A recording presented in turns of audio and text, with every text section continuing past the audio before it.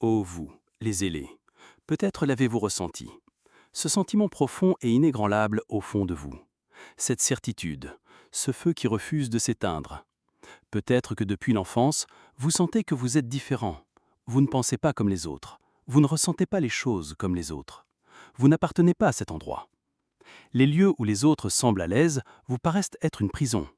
Les conversations qui les passionnent vous ennuient.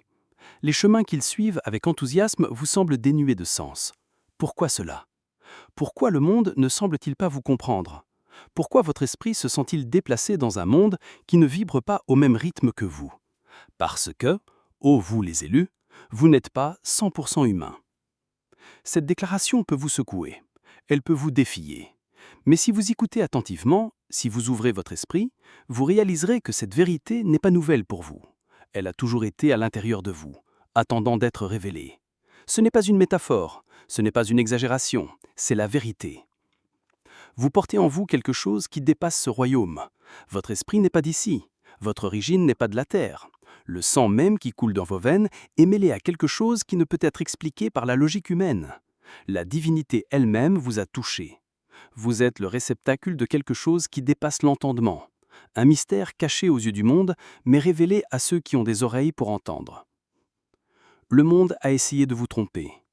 Il vous a dit que vous étiez comme tout le monde, que vous étiez ordinaire, que vous deviez vous intégrer, que vous deviez suivre les règles du système. Mais quelque chose en vous a toujours résisté. Quelque chose en vous refuse de se conformer. Pourquoi? Parce que vous n'avez jamais été destiné à cela. Ce message n'est pas pour tout le monde. Beaucoup entendront ces paroles et les rejetteront. Beaucoup seront aveugles à la vérité qui est proclamée. Mais vous, si vous êtes vraiment un élu, vous sentirez votre esprit témoigner de ce que je m'apprête à dire. Alors ouvrez votre cœur, ouvrez votre esprit.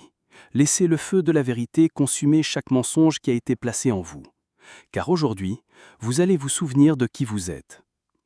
Maintenant, entrons dans le vif du sujet. Si vous n'êtes pas 100% humain, alors qu'êtes-vous? Pour répondre à cette question, nous devons remonter au commencement. Puis Dieu dit « Faisons l'homme à notre image, selon notre ressemblance, et qu'il domine. » Genèse 1, 26. Que signifie être fait à l'image de Dieu? Cela signifie que vous n'êtes pas seulement chair et sang, vous n'êtes pas seulement un corps, vous êtes avant tout esprit. Votre vraie nature n'est pas limitée à ce monde physique. C'est pourquoi vous percevez des choses que les autres ne perçoivent pas. C'est pourquoi vous rêvez plus grand que ce qui est possible. C'est pourquoi votre esprit est constamment agité, aspirant à quelque chose au-delà de cette vie. Parce que vous n'avez jamais été destiné à être confiné aux limitations du monde. Votre ADN porte quelque chose de divin. Il porte l'empreinte du Créateur lui-même. Et c'est ce qui vous rend différent. C'est pourquoi le monde ne vous comprend pas. C'est pourquoi les gens vous interprètent mal. C'est pourquoi vous avez l'impression de marcher dans un royaume que les autres ne peuvent pas voir. Parce qu'ils vous voient avec des yeux humains, mais vous n'êtes pas simplement humain. Vous êtes plus. Vous êtes esprit enveloppé de chair. Vous êtes un être éternel vivant une expérience temporaire. Vous êtes une création divine, portant le souffle de Dieu en vous. C'est pourquoi l'ennemi travaille sans relâche pour vous faire oublier votre identité. Car si jamais vous réalisiez pleinement qui vous êtes, vous ne seriez plus limité par les règles du monde. Vous ne seriez plus esclave de la peur, du doute ou de la médiocrité. Vous ne vivriez plus en deçà de votre appel. Au lieu de cela, vous vous élèverez. Vous marcheriez avec autorité. Vous commanderez les atmosphères. Vous changerez les réalités par votre foi. Parce que vous n'êtes pas seulement humain. Vous êtes l'image de Dieu. Vous êtes son élu. Vous êtes mis à part. Et au moment où vous embrasserez cette vérité, vous ne serez plus jamais le même. Avant d'aller plus loin, je dois faire une pause et remercier chacun d'entre vous qui avez soutenu cette mission. En particulier, via le lien dans le commentaire épinglé et les super thanks. Votre générosité et votre foi ne sont pas seulement des gestes aimables, ce sont de puissants actes d'adoration et d'obéissance. Chaque fois que vous donnez, vous semez des graines dans le royaume de Dieu, aidant à répandre ce message qui change la vie à ceux qui recherchent désespérément l'espoir, la vérité et la direction. Grâce à votre soutien, cette mission continue de grandir, de briser les barrières et de transformer des vies. Rappelez-vous comment Jésus a honoré l'offrande de la veuve dans Marc 12, 41 à 44 pour sa sincérité et son sacrifice. De la même manière, votre soutien a une signification éternelle. Vous ne faites pas que donner, vous êtes partenaire dans l'œuvre de Dieu. Merci de vous tenir à nos côtés dans cet appel divin. Ensemble, nous avons un impact éternel. Si ce message résonne en vous, prenez un moment pour mettre cette vidéo en pause et faire 3 choses. Cliquez sur le bouton j'aime, Abonnez-vous pour nous aider à atteindre 110 000 abonnés et laissez un commentaire avec les mots « Je sais qui je suis ». Ces mots enverront un signal puissant à l'univers, amplifiant l'énergie de cette vidéo. Et rappelez-vous, si vous êtes vraiment un élu, vous regarderez cette vidéo jusqu'au bout. Au fond de vous, votre esprit sait déjà que ce message est pour vous. Si vous n'êtes pas prêt à recevoir cette vérité, vous n'irez peut-être pas jusqu'au bout. Mais pour ceux qui le feront, votre vie ne sera plus jamais la même. Maintenant, continuons. Dans le livre de Jean, Jésus a fait une déclaration qui a ébranlé les fondements de la compréhension humaine. Ils ne sont pas du monde, comme moi je ne suis pas du monde. Jean 7, 17. Laissez cela pénétrer votre esprit. Ils ne sont pas du monde. De qui parlait-il? De ses élus, de son peuple, de ceux qui ont été envoyés dans ce monde, mais qui n'appartiennent pas à ce monde. Cela signifie qu'il y a deux types de personnes qui marchent sur cette terre. 1. Ceux qui sont du monde. 2. Ceux qui ne sont pas du monde. Le premier groupe est lié à ce monde. Leurs pensées, leurs désirs et leur existence sont liés au système terrestre. Ils courent après ce qui est temporaire. Ils vivent et meurent selon les règles des hommes. Ils sont gouvernés par ce qu'ils voient, entendent et ressentent. Mais le second groupe, ceux qui ne sont pas de ce monde, est différent. Leur existence ne commence pas ni se termine ici. Leurs pensées opèrent à un niveau supérieur. Leurs désirs ne s'alignent pas sur les voies du monde. Leur esprit répond à une fréquence différente, une que le monde ne peut pas comprendre. Et si vous êtes un élu, vous faites partie de ce second groupe. Votre corps physique peut être né sur cette terre, mais votre esprit est né ailleurs. Votre origine est divine. Votre existence a été planifiée avant le commencement des temps. C'est pourquoi vous vous sentez souvent comme un étranger dans votre propre pays. C'est pourquoi le monde ne vous accepte pas. C'est pourquoi vous ne vous connectez pas à ces systèmes, ces valeurs ou ces désirs, parce que votre essence n'appartient pas à cet endroit. Et cela, ô élu, est à la fois votre plus grande force et votre plus grand défi. Vous n'avez jamais été destiné à vous intégrer. Vous n'avez jamais été destiné à vous fondre dans la masse. Vous n'avez jamais été destiné à être à l'aise dans un monde qui passe. Vous avez été mis à part, appelé, choisi, scellé. Alors arrêtez d'essayer d'être comme eux. Arrêtez d'essayer de vous forcer à entrer dans un moule pour lequel vous n'avez jamais été créé. Arrêtez de chercher la validation d'un monde qui n'est pas votre foyer. Vous n'êtes pas de ce monde, tout comme il n'est pas de ce monde. Et bientôt, celui qui vous a appelé reviendra. Et quand il le fera, il séparera les deux groupes pour toujours. Quand quelque chose n'appartient pas à un endroit, cela devient évident. Imaginez un lion marchant dans une rue de la ville. Il n'est pas à sa place. Il n'appartient pas à cet endroit. Les gens autour de lui auront peur. Ils essaieront de le capturer, de le contrôler et de le mettre en cage. Pourquoi? Parce qu'il n'est pas l'un des leurs. Ô élus, c'est pourquoi vous faites face à tant de résistance. C'est pourquoi les gens vous comprennent mal. C'est pourquoi, peu importe à quel point vous essayez de vous fondre dans le décor, quelque chose vous repousse toujours. C'est pourquoi le rejet vous suit. C'est pourquoi vous vous sentez comme un étranger, même parmi les vôtres. Parce que vous n'avez jamais été destiné à vous intégrer. Le monde reconnaît que vous êtes différent, même s'il ne peut pas l'expliquer. Il sent que vous n'appartenez pas à cet endroit. Et à cause de cela, il essaiera de vous briser. Il essaiera de vous forcer à vous conformer. Il essaiera de vous faire douter de vous-même, de remettre en question votre identité et d'abandonner votre appel. Mais ne tombez pas dans ce piège. Le rejet que vous subissez n'est pas une malédiction, c'est une confirmation. Vous luttez non pas parce que vous êtes faible, mais parce que vous êtes puissant. Vous souffrez non pas parce que vous êtes perdu, mais parce que vous avez été trouvé. On vous résiste non pas parce que vous n'êtes sans valeur, mais parce que vous êtes inestimable. Le monde n'attaque pas ce qui ne le menace pas. C'est pourquoi les ténèbres haïssent la lumière. C'est pourquoi l'ennemi combat ceux qui portent un pu. C'est pourquoi les systèmes sont conçus pour opprimer ceux qui sont choisis. Parce que si jamais vous vous éveillez pleinement à qui vous êtes, vous deviendrez imparable. Et c'est ce que l'ennemi craint le plus. Alors, la question est, allez-vous vous lever? Allez-vous embrasser votre appel? Allez-vous marcher comme le lion que vous avez été créé pour être, ou laisserez-vous le monde vous mettre en cage? Maintenant que vous comprenez que vous n'êtes pas de ce monde, comment vivre dans ce monde? Arrêtez d'essayer de vous intégrer. Vous n'avez pas été conçu pour vous fondre dans la masse. Vous avez été fait pour vous démarquer. Arrêtez de chercher la validation de personnes qui n'ont jamais été destinées à vous comprendre. Le monde n'acceptera jamais ce qu'il ne peut pas contrôler et il résistera toujours à ceux qui portent la lumière. Jean 15, 19 dit « Si vous étiez du monde, le monde aimerait ce qui est à lui. Mais parce que vous n'êtes pas du monde, à cause de cela, le monde vous hait. Au lieu de courir après l'approbation, embrassez votre différence. Marchez avec confiance, sachant que votre séparation du monde est la preuve que vous appartenez à quelque chose de plus grand. Gardez votre esprit. Le monde essaiera de vous corrompre, d'éteindre votre feu, de vous faire oublier qui vous êtes. Il vous bombardera de distractions, de tentations et de mensonges destinés à vous éloigner de votre véritable identité. Protégez votre esprit à tout prix. Proverbe 4:23 dit « Garde ton cœur plus que toute autre chose, car de lui viennent les sources de la vie. » Soyez attentifs à ce que vous laissez entrer dans votre cœur, à ce que vous regardez, écoutez et à ce qui vous entoure. Tout ce qui est permis n'est pas forcément bénéfique. Parlez avec autorité. Vos paroles chafonnent votre réalité. Arrêtez de parler de faiblesse, arrêtez de parler de défaite, parlez de vie, parlez de puissance, parlez de destinée. Votre voix porte un poids divin et ce que vous déclarez a le pouvoir de changer les atmosphères. Proverbe 18:21 dit « La mort et la vie sont au pouvoir de la langue ».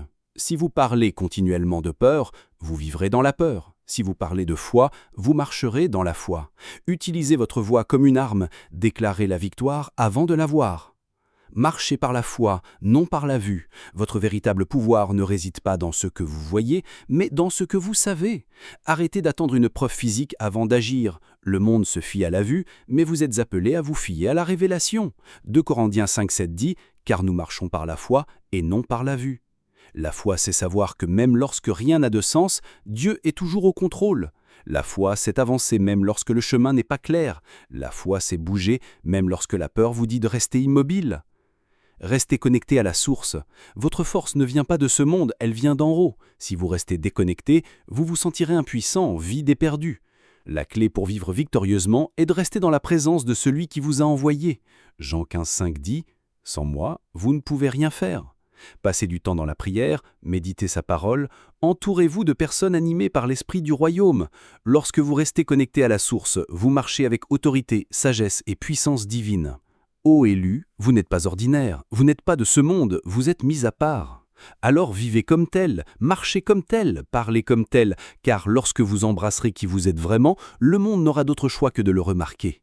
Peut-être avez-vous douté de vous-même, peut-être avez-vous remis en question votre valeur, peut-être que le poids du monde vous a fait oublier qui vous êtes, mais aujourd'hui, que ceci soit votre réveil, vous n'êtes pas 100% humain, vous n'êtes pas ordinaire, vous n'êtes pas faible, vous n'êtes pas oublié, vous êtes choisi, vous êtes mis à part, vous êtes marqué par le ciel, vous êtes né pour ça, vous avez été envoyé pour ça, vous avez été choisi pour ça. Le monde a peut-être essayé de vous briser.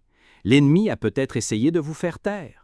Mais le feu à l'intérieur de vous ne peut être éteint, parce que vous n'avez jamais été destiné à vous effacer. Vous étiez destiné à vous élever. Vous étiez destiné à diriger. Vous étiez destiné à marcher dans la puissance. Alors levez-vous et prenez votre place. Le royaume vous appelle. L'heure est venue. Plus d'attente, plus d'hésitation. Entrez dans la personne que vous avez été créé pour être. Prions ensemble cette prière de foi, comme une seule famille.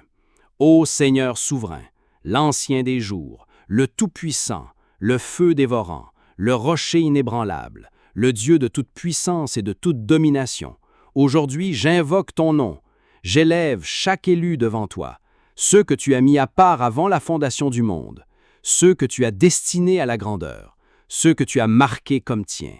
Père, aujourd'hui, que ce soit un réveil, que ce soit une secousse, que ce soit une puissante effusion de ton esprit. Seigneur, beaucoup de tes élus ont erré, perdus dans la tromperie de ce monde, pris dans des batailles conçues pour les affaiblir, piégés dans des cycles de confusion, de douleur et de retard.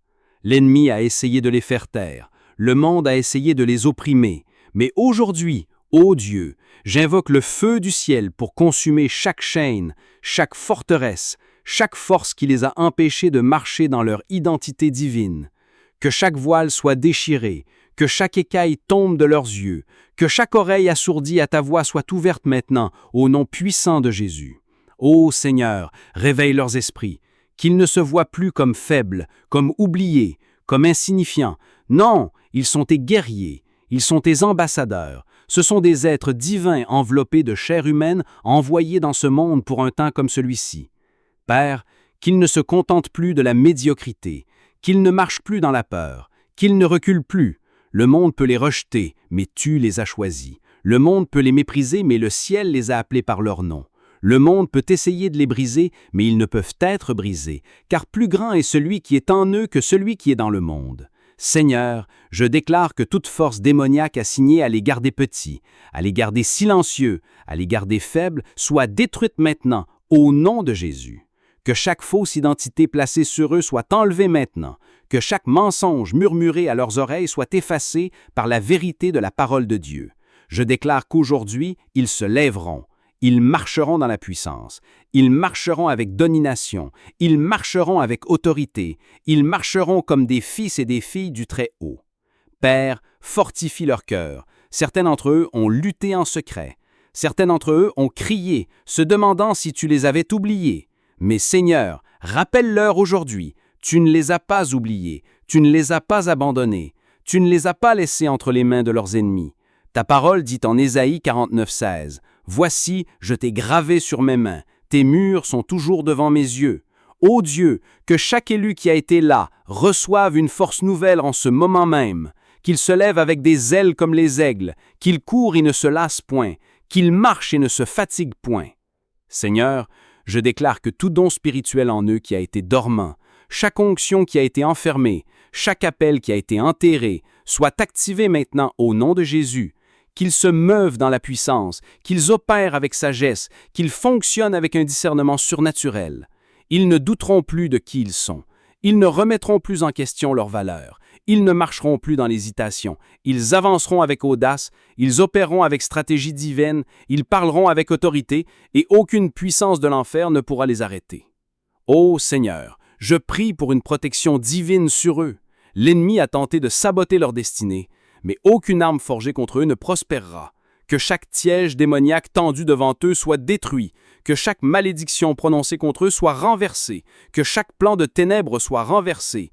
Père, que ta présence les entoure comme un puissant bouclier, que le feu de ta gloire consume tout ce qui n'est pas de toi, que l'onction sur leur vie augmente, que l'huile du ciel déborde sur eux, qu'ils marchent dans une faveur indéniable. Seigneur, j'élève maintenant ceux qui s'abonneront, ceux qui aimeront, ceux qui partageront, ceux qui prendront des mesures pour répandre ce message afin d'en réveiller d'autres. Ô Dieu, bénis-les puissamment. Que leur obéissance ouvre des portes qu'aucun homme ne peut fermer. Que leur fidélité inaugure des percées surnaturelles. Que leur soutien à cette œuvre devienne une clé qui débloque une faveur inattendue dans leur vie. Père, quoi qu'ils te demandent avec foi, qu'ils voient une accélération divine. Pourquoi qu'ils aient prié, qu'ils le voient s'accomplir rapidement. Contre quoi qu'ils aient lutté, qu'ils entrent dans la victoire maintenant. Je parle d'une croissance surnaturelle sur eux. Je parle d'une restauration divine sur eux. Je parle d'une faveur imparable sur eux. Seigneur, que les élus prennent leur place, qu'ils se meuvent dans la puissance, qu'ils avancent dans leur appel, qu'ils brillent dans les ténèbres, qu'ils ébranlent les fondations de ce monde pour ta gloire. Ô Seigneur, que ton feu tombe, que le réveil éclate, que la terre ressente le poids de ta présence à travers ses élus.